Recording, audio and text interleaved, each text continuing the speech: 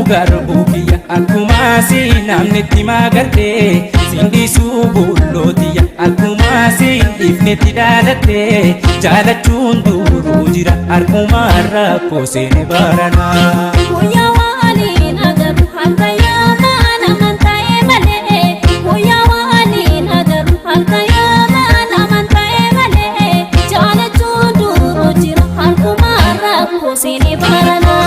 Sinamu garbukiya akkuma siin namnitti magarte sindiisuu bullootiya akkuma siin dhiifnetti dhaalatte jaalachuun duruu jira harkuma rakkoo seene barana.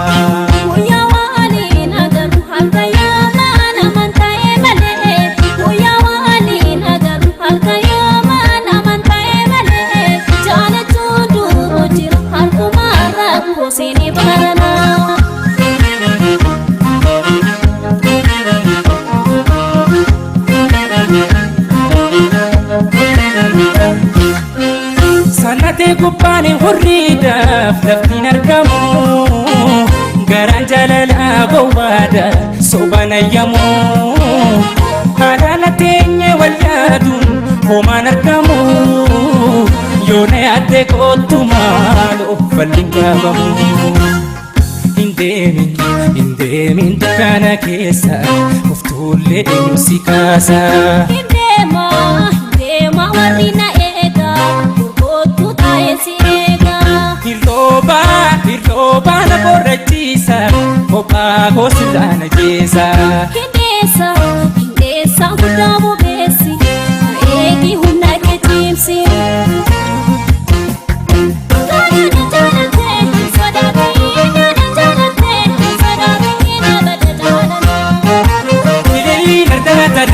Diddiimtuu ilillee nardaa tarree diddiimtuu mataa waliin tarree naannoo tamsi geeffadhu himiiree biyya duutiin jirree.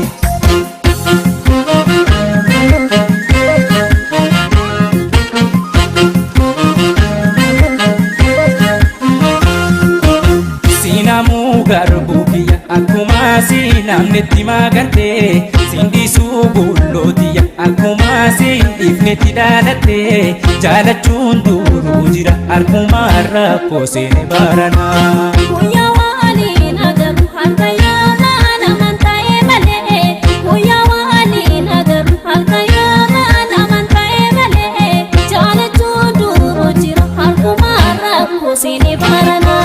Sinamu garbukiya akkuma siin namnitti magarte sindiisuu bullootiya akkuma siin dhiifnetti dhaalatte jaalachuun duruu jira harkuma rakkoo seene barana.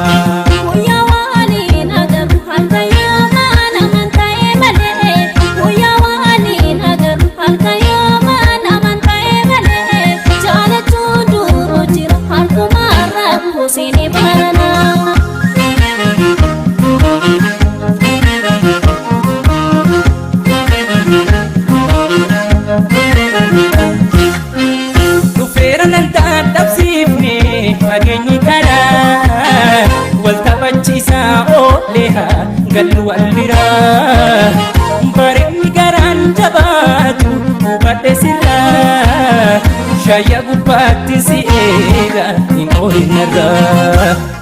Hin deemin dukkana keessa uftuullee eenyu si kaasa. Hin deema warri na eega gurgootu taa'ee si eega. Hirroobaa na borrachiisa kophaa goosirraa na jeesa.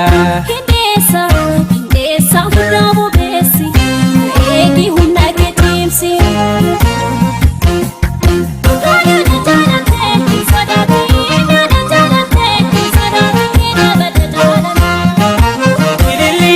Diddiimtuu ilillee nardaa tarree diddiimtuu mataa waliin tarree naannoo tamsi